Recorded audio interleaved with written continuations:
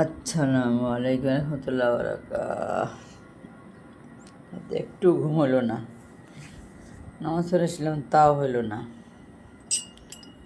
দুধ খাইতে হয় না, অ্যালার্জি, তারপরে মাথা ধরছে কি দুধ ছাড়া কী হবে, কিন্তু ঘন খেতে পারি না।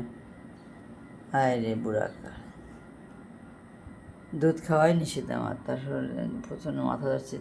চা খাইলে ঘুম তো হয় না, চা খাইলে কি লাভ নেই। এই যে আমের বিচিটা কত অপরিপক্ক, কত আগে কাটছে। আহা, মনে হয় যে ব্যবসা চলে যায়, মনে হয় যে ওরা ওরা পাইব না। এটা যে কত গুণা, যে জিনিসটার সেটা পরিপক্কতা না আসলে ওই জিনিসটা অভিশাপ দেয়। এত অভিশাপ বাংলাদেশের মানুষ লোভে কী করে, তাই তো সব ধ্বংস হয়ে যাচ্ছে।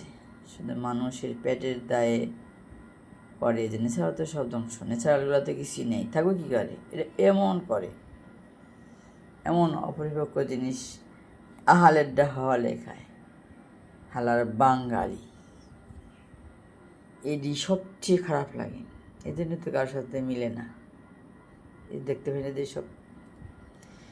আল্লাহ, তুমি কবে হেদায়েত দিবা, কবে দেশটাকে শান্তি করবা, কবে এইসব অমানুষগুলা দূর হইব, তুমি ভালো জানো। আল্লাহ হাফিজ।